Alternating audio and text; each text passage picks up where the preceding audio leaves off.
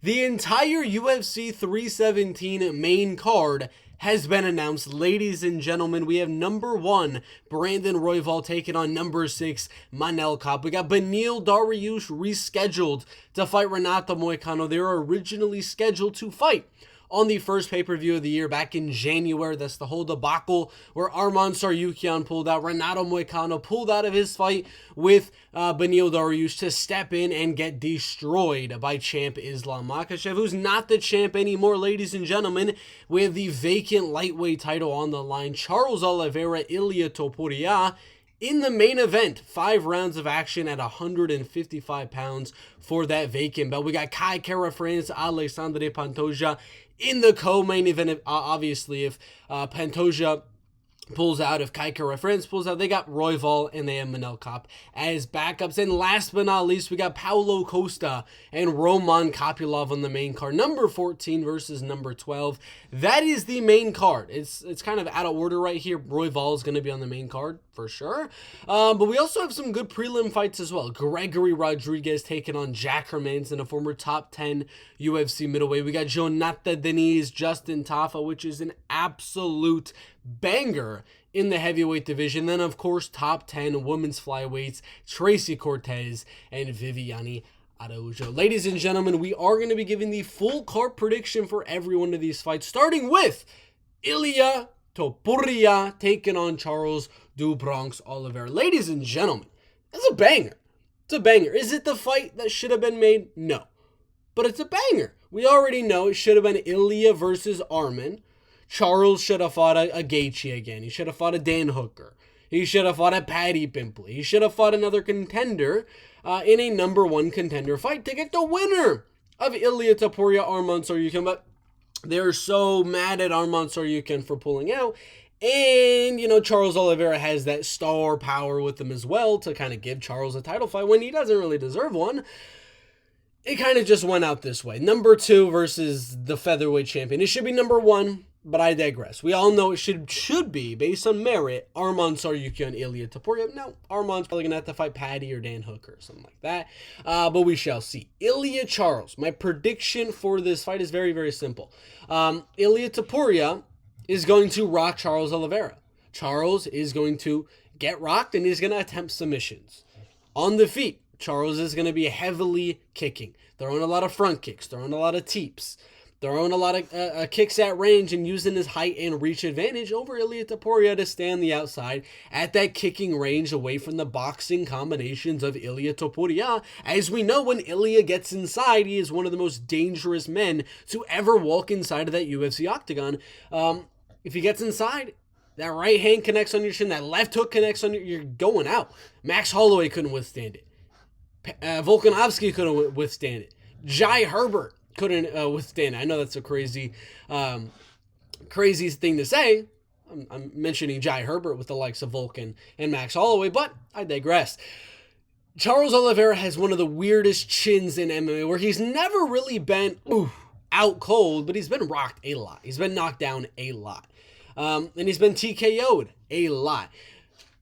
But he's never been knocked out. I don't believe so. If somebody can correct me there, if he has been knocked out, comment down below, DM me on Instagram and kind of let me know when he's been knocked out. I think he's only been really wobbled and rocked and knocked down, and then he's trying to jiu-jitsu from bottom, but he's never really been knocked out. So I don't think Ilia is going to catch him like that. I think, I don't know. This is just speculation here. I think Ilia is going to go down with him. I think this is a big misconception with Ilia. He's this really, really good boxer. He's got good hands, but no grappling. He's got great grappling. Submitted Bryce Mitchell. He out-wrestled, out-grappled, attempted like 1 billion submissions on Youssef Zalal in his UFC debut. He's got good grappling, ladies and gentlemen. He's got a good Greco-Roman game, a good takedown game, and the submission game is obviously there as well. He's got good dorses, guillotines, anacondas, and things like that. Good chokes on the ground. Not really an armbar or a leg lock or anything like that, but he's got a good jiu-jitsu game on the ground as well. And the submission defense is there as well. So I don't think Charles is going to do his little guard thing once he gets rocked. And Ilia is just going to go, I'm going to light you up like Charles does with everybody. And then he's able to come back because they just wasted a lot of energy and adrenaline going for that knockout. And then they don't want to go to the ground with Charles. Ilya's going to go to the ground. Again, it's speculation. This is my opinion. He's going to go to the ground with Charles Oliveira. I think he has reason to be fearful. Of course, it's Charles Oliveira, but I think he'll go to the ground with him. I really, really do think he will, and I think he will ground and pound the heck of it. I think a big part of his game for this fight is going to be that defending arm bars, defending triangles and things like that, and landing vicious ground and pound on a hurt Charles Oliveira. I think that's going to be a big, big thing in this fight. I don't think he'll get it on the first attempt. I think he'll knock down Charles Oliveira. Charles will be landing a little bit more volume. Ilya will be getting outstruck by a little bit. Then he'll rock him, and then he'll start ground and pounding. He won't be able to get it that first time, but I think the second time, round 3, round 4 range, I think Ilya's going to catch him again, and I think that time Oliveira's cardio is going to be a little bit worse at that point, and his will and his fighter's spirit is going to be down as well. So I think that's going to be the point where Ilya is going to be able to land that ground and pound, and it's going to be a little bit much for Charles Oliveira. He's going to attempt submission. He's going to give his back up because he's not going to get submitted by Ilya. And I think as he gives his back to Ilya to try to get back up to the feet, I think he's going to get bump, boom, like Sean Strickland, Israel Adesanya, round 1 where he got the knockdown, or I think it might have been round 2. Little bit of shots to the side of the head, big, powerful shots from Ilya, and I think he knocks him out. Round 3, round 4, I think Charles wins round 2. I think round 1, we're going to see that typical Oliveira gets dropped, and he comes back, and he's trying to survive. I think Ilya wins round 1. Charles wins round 2 by just staying in that range, staying away from those big shots and kicking them. It'll be 1-1 going into round 3. And I think that's where Ilya catches him again and knocks him out. Or, same thing happens in round 4. So round 3, round 4, TKO, Ilya Topuria. That's my prediction. For the lightweight belt, the vacant lightweight belt. Again, it should have been Arman Tsarukyan. I might have actually gone with Arman Tsarukyan to beat Ilya Topuria because he's got better striking than Charles Oliveira. Actually kind of a hot take if you think about it. There's a lot of people that really, really like the striking of Charles Oliveira. I think Arman is actually going to be a little bit better because of the fact that his chin isn't as bad as Charles. If it's a full-on striking match with Ilya and Arman versus Ilya and Charles, I think for the simple fact that Charles's chin kind of wavers and Arman's is not going to, I think that's going to give the edge to Arman if Arman fought Ilya or if Charles fought Ilya. So I'm going to go Ilya Topuria, round 3, round 4 TKO. Am I confident? Hell no, I'm not confident. God damn. Should I ever be confident in a Charles Oliveira, Charles do Bronx fight? No, I should not. This man is a finisher. He's a kill or be killed UFC lightweight on this roster, and I cannot wait to see what happens in this one. Who do you guys have winning, Charles Oliveira or Ilya Topuria? And we move on. Co-main event, Alexandre Topuria versus Kai Kara-France. If you see me moving my hands down here, I'm not doing anything weird. My dog's being a little weird. And he's kind of going at these cables, so I got to control it. We go on. Pantoja versus Kai Kara-France. Ladies and gentlemen, undeserved title fight. Let's move on to UFC rankings really quickly. Let's just quickly check out these UFC rankings. Kai is number 4. He lost to number 3. He lost to number 2. And he's lost to number 1.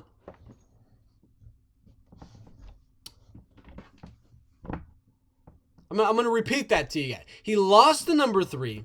He lost to number 2. And he lost to number 1. He hasn't fought Tyra. He hasn't fought Manel. He hasn't fought Alex. He hasn't fought Alex. And he's beaten Steve Erceg. That's it. That's all. That's his only ranked win currently. What are we doing?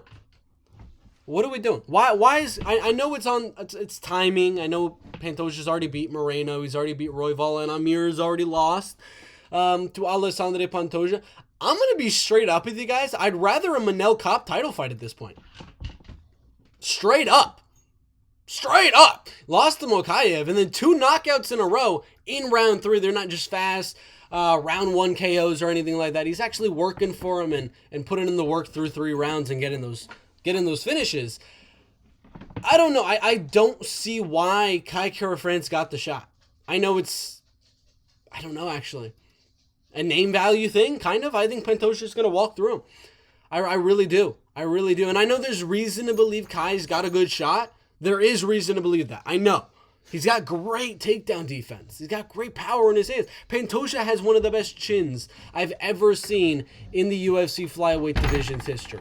My dog's going crazy again. He has one of the best chins in flyweight history. He's going against one of the more powerful punchers in flyweight history. And he's kind of got great takedown defense, but Pantoja's relentless. Relentless. I think Kai might win a round. But I think 4-1 Pantoja. I don't think he gets a finish here. I'm going to go 4-1 Pantoja, relentlessly pressuring forward on Kai over and over and over. Kai's got great takedown defense, but when they keep coming, eventually one of them's going to slide through. Pantoja's going to get that back and that body lock, and he's going to stay on top of Kai Kara-France, and he's going to win this fight. Alexandre Pantoja, 49-46, unanimous decision. Roman Kopylov and Paulo Costa. Paulo, where have you been? Let's go to the UFC middleweight division rankings. Rainier de Ridder should be above him. Let's just be straight up. When's his last fight? June 1st, 2024. It's been a while, actually. It's been a while. What is that, almost a year ago? Yeah, it's going to be over a year since this fight that he's going to be fighting against Roman Kopylov. I don't know. That's interesting, I guess. I'm going to go Roman Kopylov. Paulo's been out a while. He's been inactive. I don't really know how serious he's taking MMA. I really don't. Like, I'm not trying to be facetious or anything. I don't know how serious he is. And Roman Kopylov, while his takedown defense wilted a little bit in the Anthony Flavio Hernandez fight, that's Anthony Flavio Hernandez. His other loss, Albert Duraev.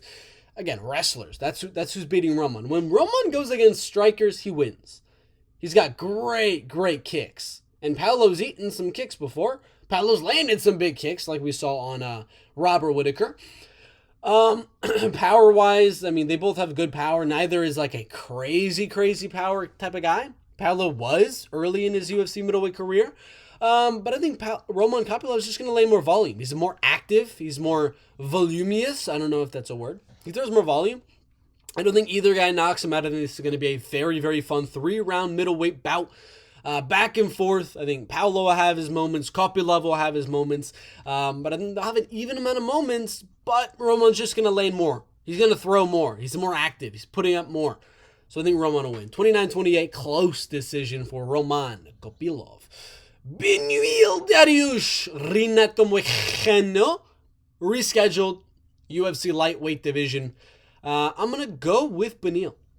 I know Renato Moicano, his game plan for Beneil Dariush is to strike. He was actually saying after his fight with Islam Makhachev, he was like, well, my game plan for the Beneil Dariush fight was I was going to not even wrestle, not even grapple a bit, and I was going to strike. I actually think Beneil Dariush has about even striking to Renato Moicano. I think they're both pretty even on the feet. I really do believe so. And I know he's saying the striking game because he's not going to go out there, take down, and dominate Beneil on the ground. It's just not going to happen. I actually think Beneil can mix in a takedown or two in this fight. I think he has the potential to land takedowns and control Renato. Not for the entire round or anything, but for minutes and land some ground and pound, attempt a submission or things like that. He's not going to get any. He's not going to do anything crazy. But for two guys that aren't strikers, I think they're going to have an even striking affair, back and forth. Not super entertaining, but just a back and forth technical striking. And I think Beneil's going to mix in a takedown or two. A little bit of ground and pound. Try to attempt a submission. And I think that's going to be the way to win. I think that's going to be what gets it done for Beneil Dariush. I'm going to go Beneil Dariush, and I'm going to go Beneil 29-28.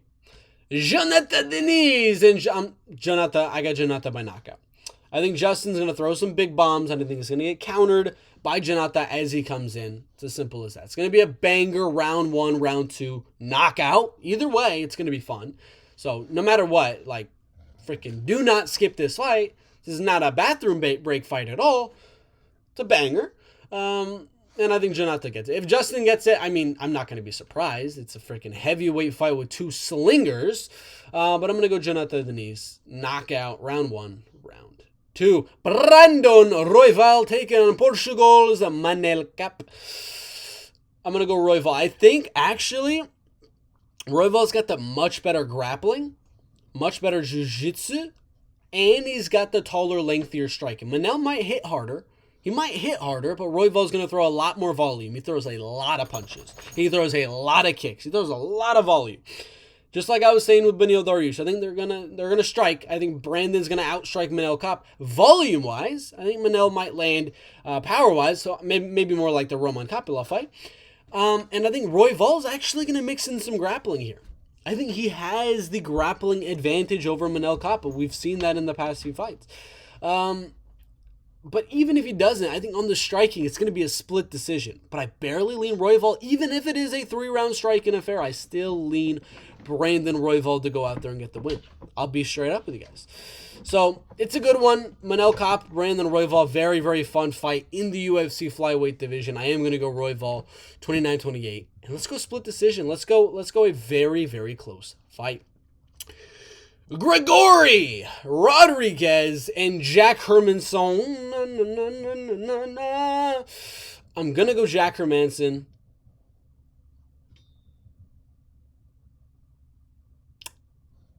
To win this fight. Yes, ladies and gentlemen. I think Jack Hermansson, like we've been talking about for a lot of these ones right here, is going to be the more volume type of guy. Gregory's got that early output, but doesn't have a crazy amount of cardio. I think Gregory wins round 1. I think he might rock Jack Hermansson, hurt him on the feet or things like that, and have a great round 1. And I think round 2, Jack's going to start calf kicking. He's going to start leg kicking and body kicking and things like that. Jabbing 1-2 and then moving and making Gregory work. And I think he's going to barely win round 2. Then Gregory's really going to be tired in round 3. Coming forward, putting it on that pressure, trying to put it all on the line in the final round, is just continuing to get countered by Jack Hermansson on the feet. I'm going to go round 2, round 3, Jack Hermansson. Round 1, Gregory Rodriguez. And the first fight of the card. There's going to be more fights announced. We shall see what else gets announced. But this is the first fight. For some reason that they have, it says, of course, bout order subject to change. So it will change for sure. I'm going to go Tracy Cortez to lose this fight. I think Viviane Araújo, the better striker here. Be straight up. I think Viviane's the better striker. I kind of hope Tracy wins just so we have a new face in the UFC top 10 of the women's flyweight division. Just another girl to add there. Viviane's kind of been there for a while. She hasn't really done anything. She doesn't speak English. She's not really like a personality. Tracy is a personality, I guess, sort of, for the male side of things on TikTok and Instagram. I don't know. But I'm going to go Viviane. I think it's going to be a striking match. I think Tracy will land a takedown or two, but Viviane's not going to get held down. And I think she's just a slightly better striker. So I'll go Viviane 29-28. So a lot of decisions.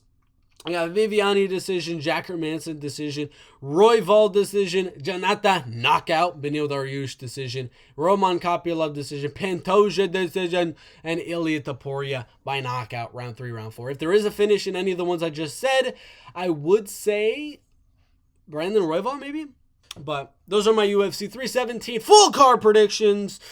Let's see if we actually have any other fights, because if I'm missing a fight, and I did this whole entire video with a fight missing, that would kind of suck. So let's just be 100% sure. Okay, we got all these. Michael John. Oh, I totally forgot about this fight. It's not confirmed yet. It's in the works. Michael still is yet to say yes. Daniel has said yes. But I got Daniel Zellhuber very, very close. 29-28 decision. He's taller. He's lengthier. He's the better striker. Faster. 3 wins. Lando Venata, Chris Giagos, and Francisco Prado. Michael's also doing well. Mark Diakiese, Darius Flowers, and Atman Azaitar. I'm going to go Daniel Zellhuber. But it's not confirmed yet, so we'll see if it actually does come to fruition. Thank you guys for watching. Like it.